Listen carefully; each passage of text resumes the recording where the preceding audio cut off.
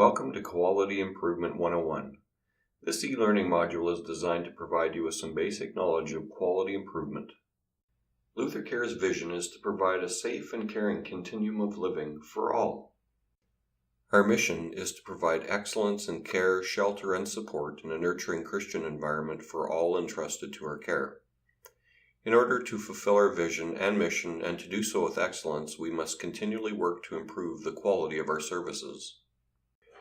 Luther Care communities have been providing high-quality services to individuals across Saskatchewan for over 60 years, and we believe that continuously improving the quality of our services is essential to our continued success. As you'll see in the next couple of examples, just like Luther Care, high-performing organizations strive to continuously improve the quality of their services. Listen to what this next video clip from McDonald's says about how they approach quality. All hail the Caesar! Salad.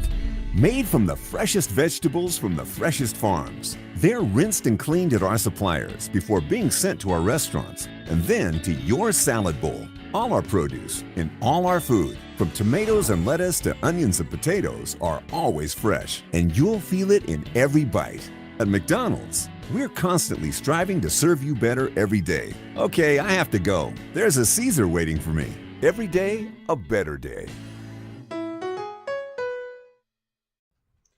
As you heard, McDonald's are constantly striving to serve you better every day, as their goal is every day, a better day.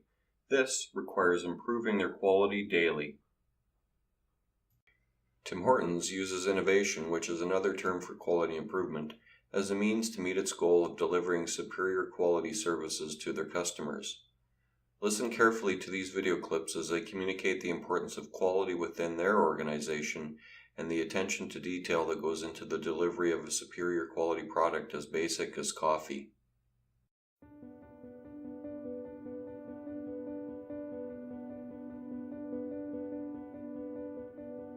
Tim Hortons is an iconic brand in Canada, and our coffee is loved by so many Canadians. But what they truly don't understand is the quality and care that goes behind every single cup of Tim Hortons coffee. Tim Hortons came to us, they wanted to communicate more of a coffee quality story. They wanted people to realize there's a reason that it has that unique Tim Hortons taste. We had been briefed and we figured out that there's all these different layers of things, all this expertise behind making the coffee, and the coffee master knows intricately what has to be done to make Tim Hortons coffee what it is. So it's that artistry of that coffee master, and it came from there. Like, well, what's the most interesting way we can tell this story?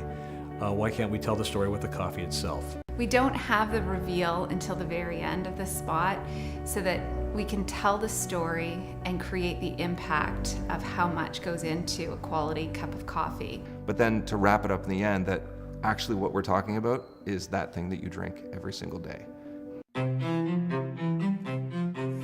What if there was a coffee that was sourced from some of the world's most renowned growing regions? Abundant with rich, fertile soil. What if this coffee was picked at the perfect moment, then packed meticulously and shipped carefully to be roasted under the watchful eye of coffee masters? What if it was expertly blended, ground, and sealed, ensuring maximum flavor and freshness, then brewed in small batches and always served fresh within 20 minutes, just the way you like it? Now, what if this coffee just happened to be the coffee you already know and love? Tim Hortons, always fresh, always great tasting coffee. Luther Care has adopted the philosophy of lean thinking, which is the belief that there is a simpler, better, easier way to complete our work. What is quality? A simple answer to the question is consistently doing something well. Key quality improvement program concepts. There are 9 key elements to our quality improvement program. They're customer focus, leadership, employee engagement, process approach, continuous improvement, evidence-based decision-making, eliminate waste, relationship management, and use of quality tools. We will now explain each of these concepts in more detail. Our customers are the reason for our existence, and so it's imperative that we understand the needs and expectations of existing and future customers and work to meet those needs and exceed their expectations. We agree with the famous quote from Maya Angelou, which says, "I've learned that people will forget what you said, people will forget what you did, but people will never forget how you made them feel." Meeting and exceeding a customer needs requires that we strive to place their experience at the core of all we do, including being sensitive to how our interactions with them make that person feel. Leadership plays a key role in the success of improving quality within an organization. Leaders are responsible for things such as setting goals, ensuring focus, allocating resources, and removing barriers.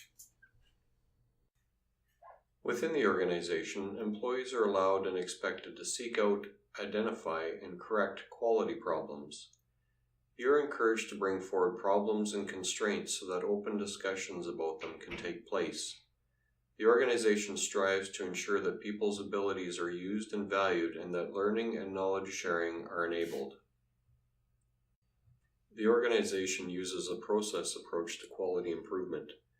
We leverage several quality improvement tools to help us understand our processes, prioritize improvement opportunities, deploy our resources more effectively, and make sure a change is in fact an improvement. We hold to a philosophy of never-ending improvement, with problems being continually identified, measured, and analyzed, then solutions identified and tested.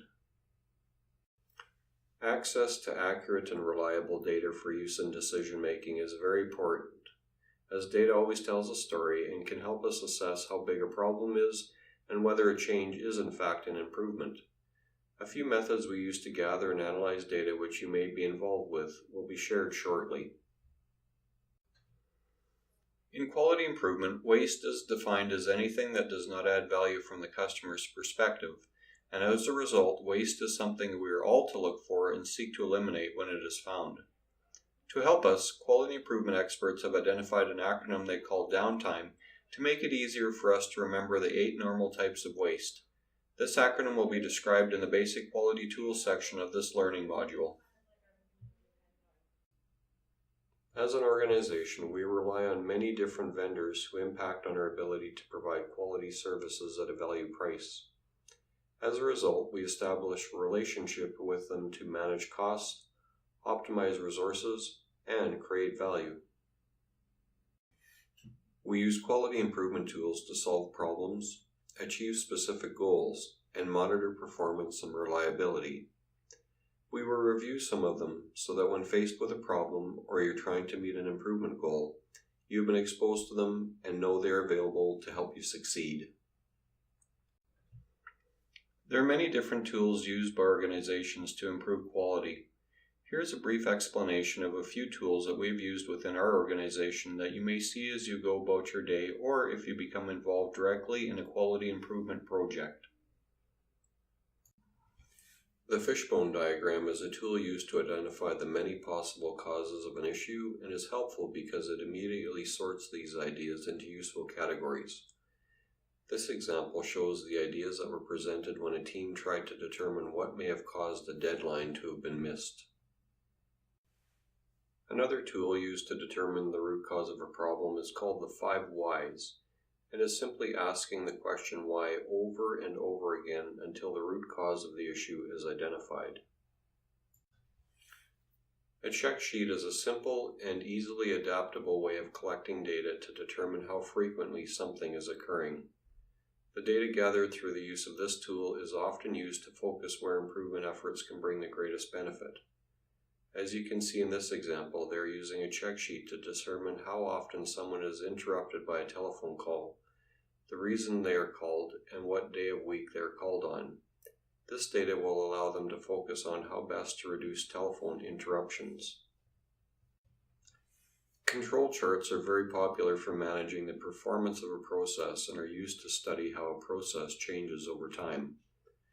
This tool is used to assess whether a process is in control and if changes made to a process result in an improvement. In this example, you can see that the amount of time it took weekly to supply gloves to neighborhoods went down when changes were made to the process, which demonstrated the changes resulted in an improvement. A Pareto chart is a bar graph. The lengths of the bars represent frequency, time, or money, and are arranged with the longest bars on the left and the shortest to the right. In this way, the chart visually depicts where you want to focus your improvement efforts. In this example, the most important product to focus on would be improving the availability of isolation gowns, as this item represents 37% of all defects reported. Process maps are a tool that is used to create a clear picture of a business process. This type of map allows teams to identify opportunities for improvement such as issues and inefficiencies, and are used to assist in teaching others how a process is done. This process map shows an example of how a shipper from this company would be expected to fill an order once it is received. Standard operating procedures, which are sometimes referred to as standard work, are written documents that explain in great detail the routine system procedures to be performed. Continued use of standard operating procedures helps ensure conformance with organizational procedures or practices, improves data comparability, increases credibility, and reduces work effort or error occurrences. Also, standard operating procedures serve as resources for reference, training, and documentation of procedures. Our organization uses a problem-solving approach called A3 thinking. This type of thinking is based on the defined measure, analyze, improve, control cycle and uses A3 size paper which has dimensions of 11 by 17 inches. The A3 problem-solving tool is broken into different sections, each clearly labeled and arranged in a logical flow. Auditing is an on-site verification activity such as inspection or examination of a process that is used to ensure it complies with established requirements. The evaluation allows organizations or departments to view their weaknesses and strengths and to determine areas for improvement. There are two kinds of audit, internal and external. An example of an external audit is the accreditation processes we participate in, where a third party does an on-site evaluation of the organization against the accreditation standards that have been established. A spaghetti diagram is a visual representation using a continuous flow line tracing the path of an item or activity through a process. The continuous flow line enables teams to identify redundancies in the workflow and opportunities to expedite process flow and remove unnecessary motion or transportation waste. The diagram in this figure reflects a study done by an administrative office. The intent of the study was to identify ways to shorten the walking time from one activity to another for frequently performed tasks.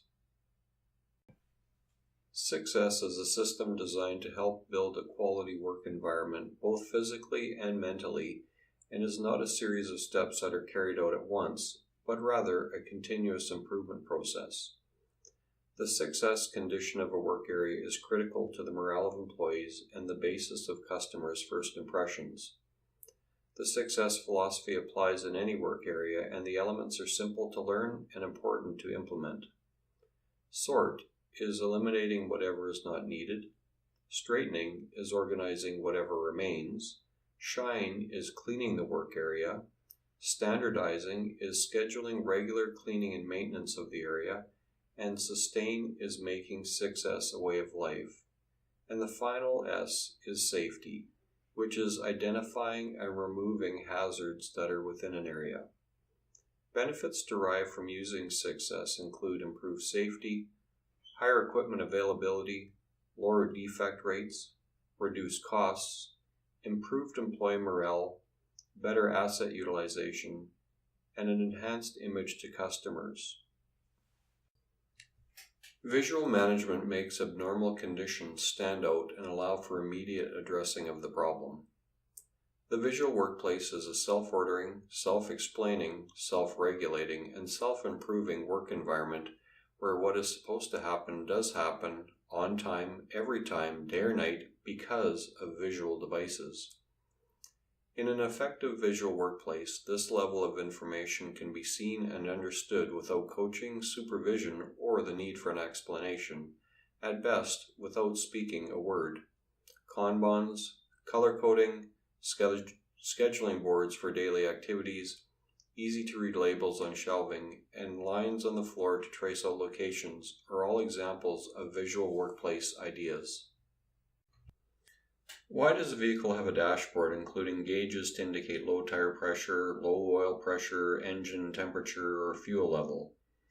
They're used to monitor the health of the vehicle when it is being operated and indicate to the operator any actions they need to take to address issues before they become a big issue.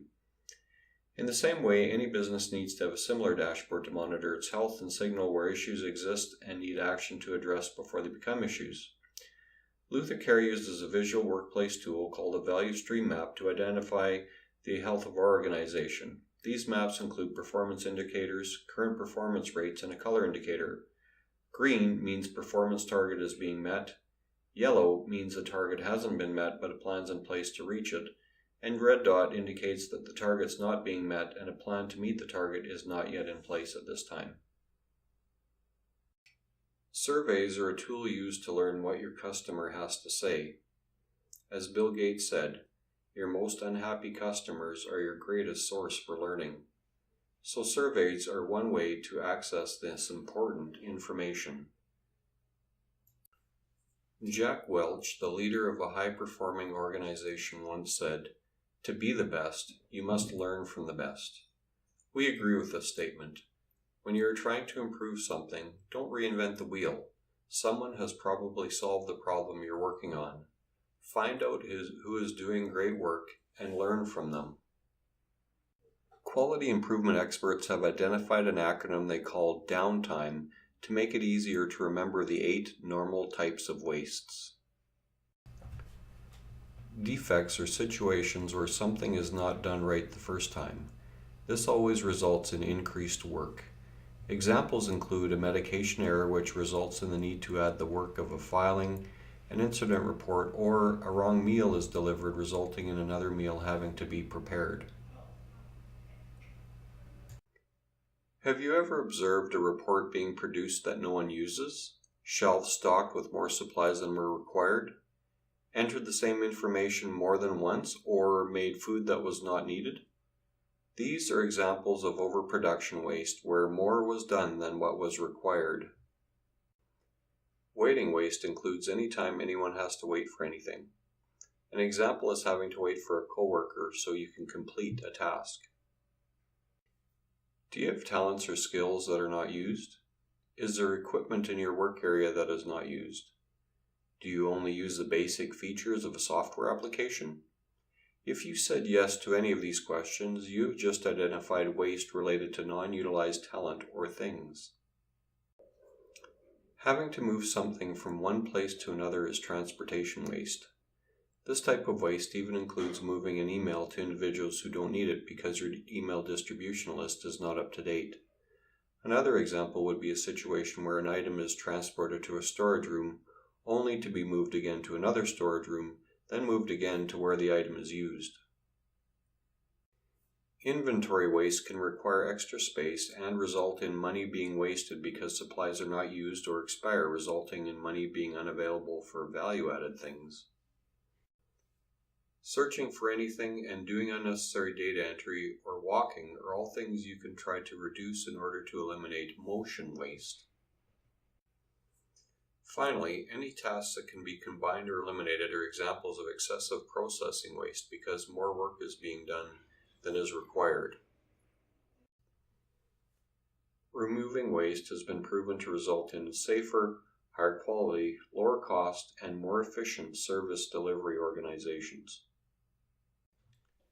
We hope you have found this learning valuable, and we invite you to join us as we work every day to make Luther Care a safer and better place to work and live.